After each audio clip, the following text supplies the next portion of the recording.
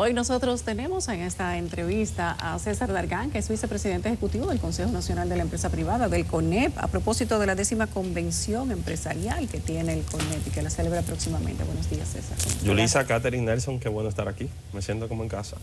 Qué bueno que así sea. Siempre es así. Cuéntanos, César, ¿de qué va? Vamos a arrancar por allí, por la 10ª convención, para que nos ayudes a comprender cuál va a ser la dinámica, quiénes van a asistir, de qué se trata. Mira, Catherine, el CONEP nació hace 60 años y fue justo en el marco de una convención empresarial. Era un momento complejo, era la transición entre la postdictadura y la democracia, y por primera vez se sentaron en una mesa representantes de los diferentes sectores de nuestra economía. Eso dio origen al CONEP y durante 60 años se ha estado celebrando. Esta es la 10ª versión de la convención empresarial.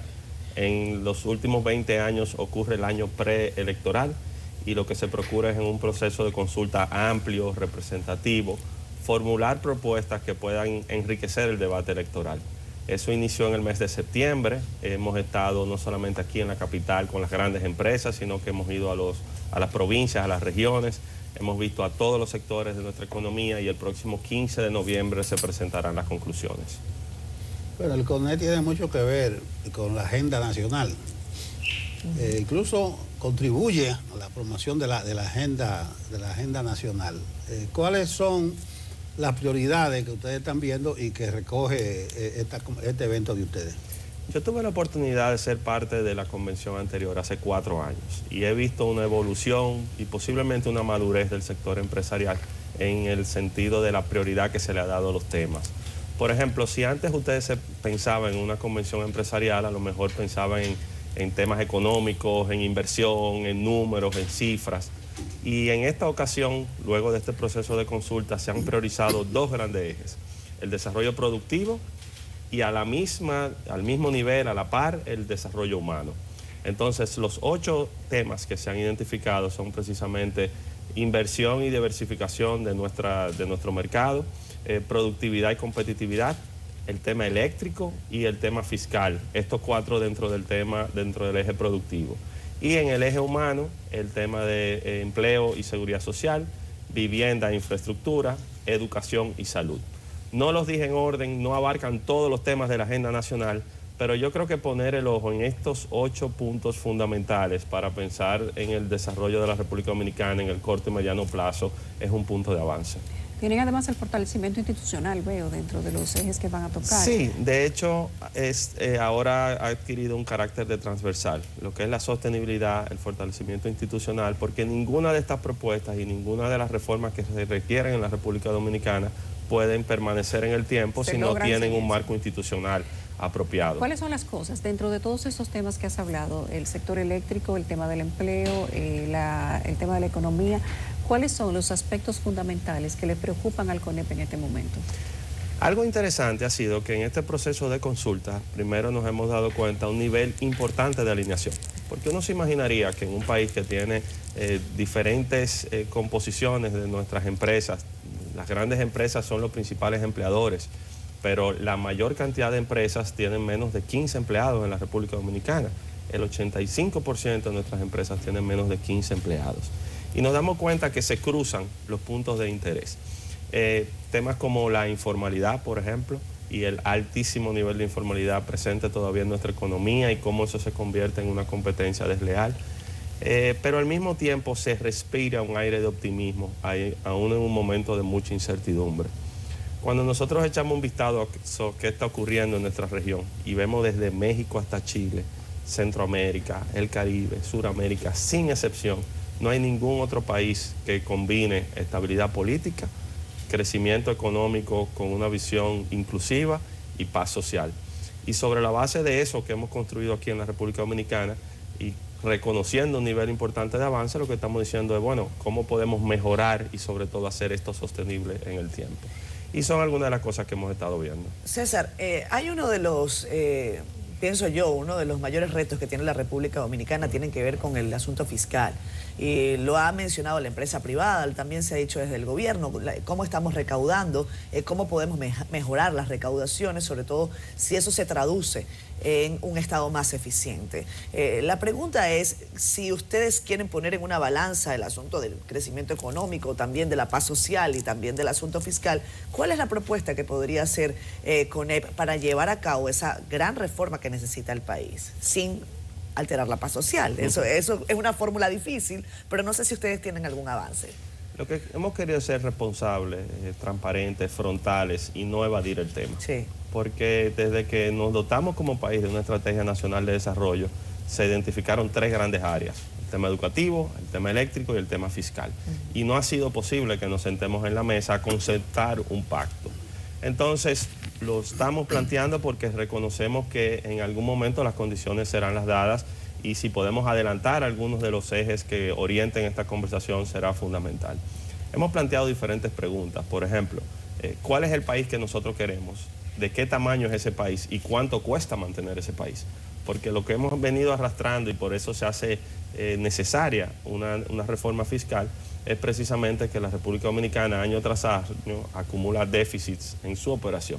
Entonces, si lo que tú gastas es más de lo que a ti te ingresa, tú tendrás que constantemente recurrir a financiamientos o sacrificar obras que son importantísimas. Entonces, ese primer planteamiento de qué es lo que nosotros queremos y cuánto cuesta, nos llevará también a en qué se está invirtiendo lo que tú estás recaudando. Puede parecer que es darle de lado a la cuestión, sin embargo, cuando esas preguntas tienen algún nivel de claridad, claro, y luego entramos en la estructura y la composición de nuestro sistema tributario, nos damos cuenta de que principalmente aquí tenemos 2 impuestos que contribuyen a las recaudaciones del Estado, que son el impuesto sobre la renta y el ITEVIS. Y cuando se hace una radiografía y se ve quién paga y quién no paga, qué está grabado y qué no está grabado, qué ocurre con la informalidad que tenemos en nuestro país, y por eso mencionaba hace un momentico ese como uno de los temas prioritarios, nos damos cuenta que algunos ajustes pueden hacerse que le darían mayor credibilidad y profundidad a la discusión que vamos a tener. Cuando nos damos cuenta de que, por ejemplo, los temas se entrelazan y en el sector eléctrico, año tras año, se están quemando, porque no hay otra palabra para decirlo, miles de millones de dólares, nos damos cuenta de que hay oportunidad de mejora haciendo las inversiones que se requieren para poder balancear esta situación. Entonces, por ahí van las cosas. Y el tema educativo ni hablar. El tema educativo es más delicado aún, porque es Caperucita, y viene el lobo, y viene el lobo, y viene el lobo, y cada año le vemos los colmillos más afilados al lobo, porque el tiempo que se pierde no se recupera en la formación de los estudiantes. Y si nosotros nos damos cuenta de que en los últimos 12 años se han invertido 4 billones de dólares a través del Ministerio de Educación, es un número considerable. Y si al mismo tiempo, y Yulisa mencionaba hace un momentico el tema institucional, nos damos cuenta de que el periodo de rotación de los ministros de educación durante estos últimos 12 años es cada 19 meses, nos damos cuenta de que cada interrupción en una gestión conlleva también cambios en la estructura que ¿Ustedes apuestan a que el ministro sea permanente? He escuchado eso en algunas otras áreas. ¿Hay alguna propuesta de que el ministro de Educación se quede incluso sin importar el gobierno que sea y que eso se pacte? ¿Ustedes están en esa sintonía? Nosotros plantearemos una reforma de la Ley General de Educación que actualice su gobernanza. Y digo esto porque actualmente existe un Consejo Nacional de Educación en cuya composición principalmente hay instituciones del Estado y se consulta con otros actores sociales. Si hay una gobernanza fuerte, el ministro es un gestor y que permanezca el tiempo que tiene que permanecer. Pero cuando la institucionalidad es frágil, tú cambias el ministro, que a su vez cambia los viceministros, que a su vez cambia los directores, y aún dentro de una misma gestión de gobierno hay interrupciones, y esa falta de continuidad es la que refleja los resultados que hemos estado viendo en educación. De manera repetida. Pero Correcto. con esa propuesta que a lo mejor dicen lo mismo desde presidencia. Bueno, hay un problema. Y un día dicen que también es un asunto de gestión y que deben quedarse 15 años. Pero yo insisto por eso en la gobernanza y en quienes acompañan y de qué forma se toman las decisiones. Claro. Yo estaba prestando la atención a un informe de Educa ayer y a la expectativa que tienen las autoridades para este y el próximo año son totalmente distintas. Las autoridades creen que para el 24 se van a superar muchos de los problemas, pero lo que plantean los estudios, los informes es distinto.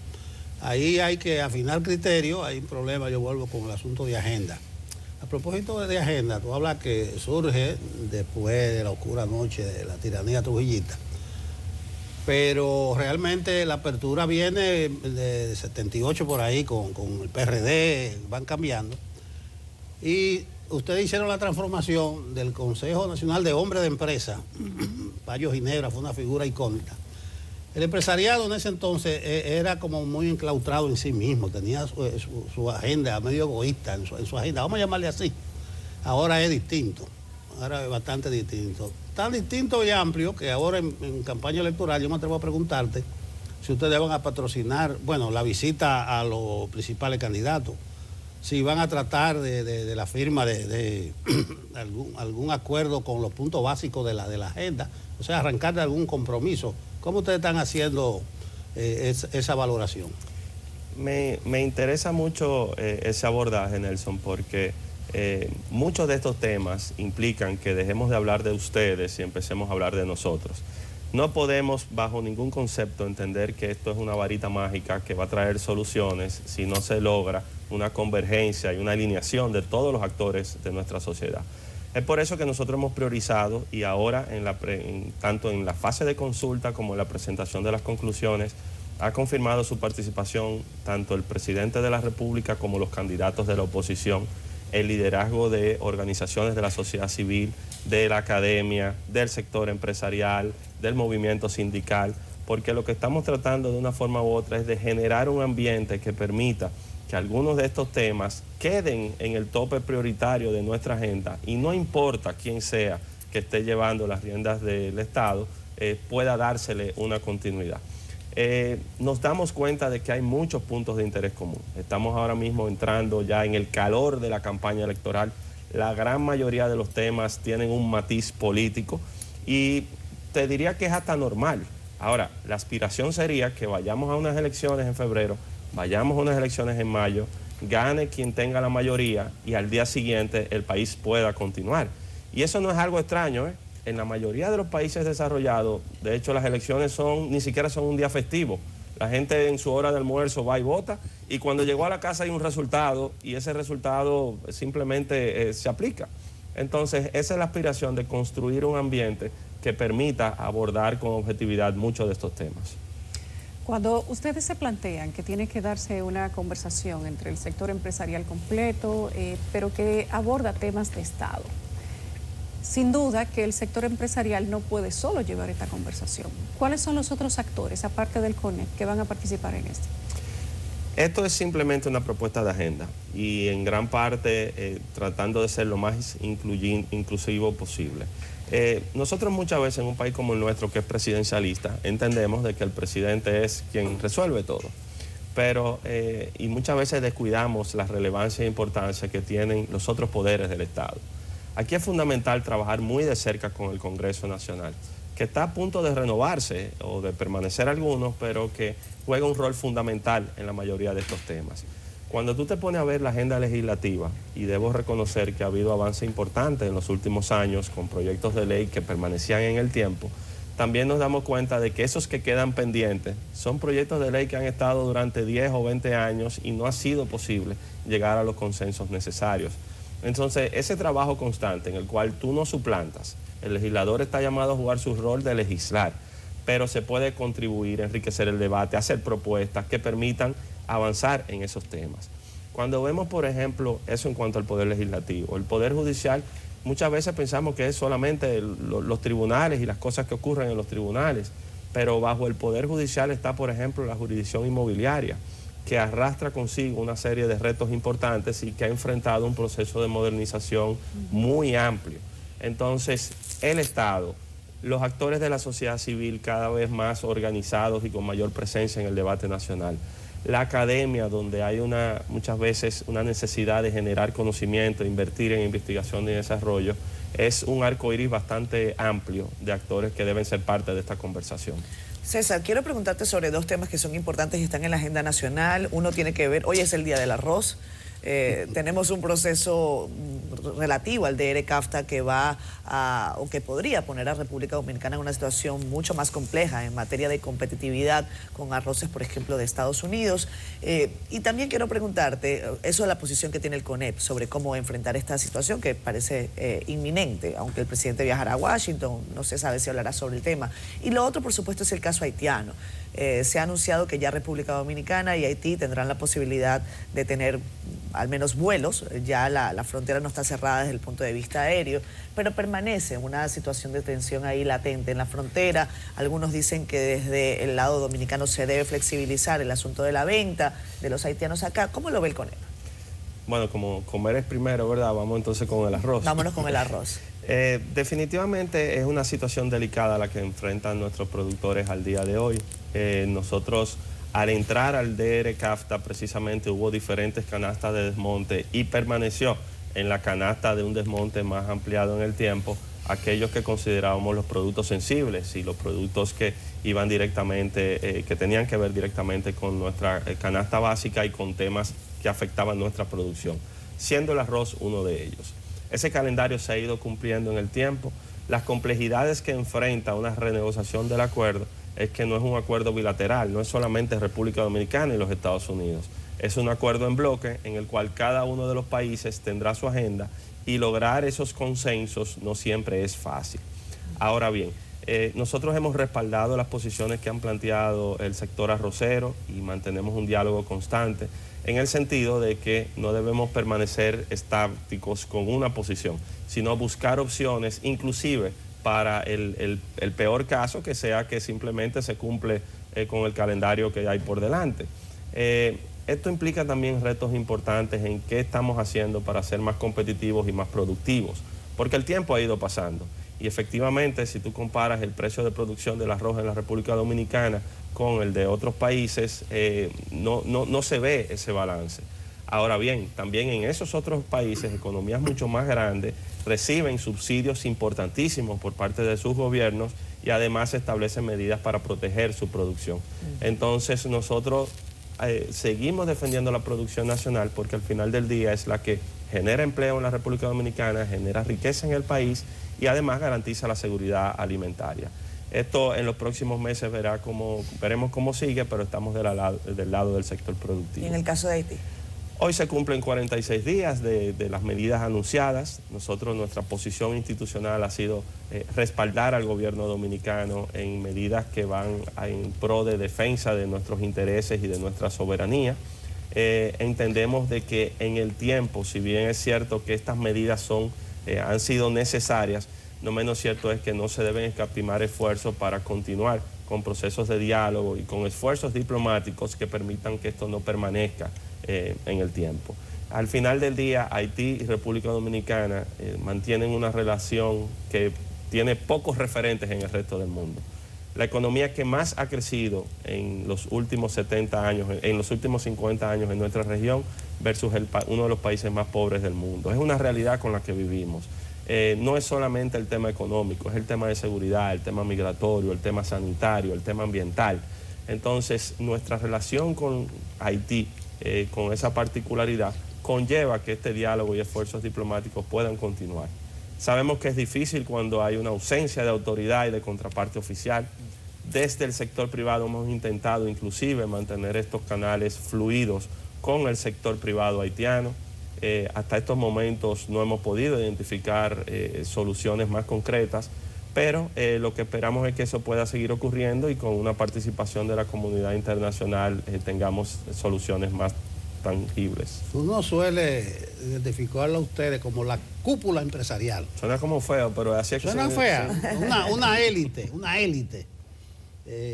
pero tú decías que el promedio es de 16 empleados por empresa. Entonces yo quiero retomar lo de Haití. ¿A qué parte, segmento, vamos a decirlo así, del CONEP afecta este cierre? Yo quiero sacarlo del CONEP y cómo afecta a la República Dominicana. No, está bien. Lo que tú dijiste ya está claro. ¿Qué sucede? Yo quería llevarte al CONEP. A partir del terremoto de Haití, por diferentes razones, las exportaciones formales de la República Dominicana a Haití aumentaron. aumentaron por encima de los 1.000 millones de dólares. Este año, de hecho, las proyecciones eran alrededor de 1.400 millones de dólares antes de que esto ocurriera. Eso es comercio formal.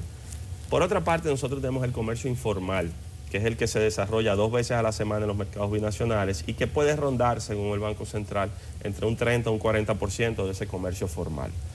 Y un tercer componente, que es el más dañino para ambos países, es que cuando tú presionas el comercio formal y afectas el comercio informal, entonces crece el comercio ilícito.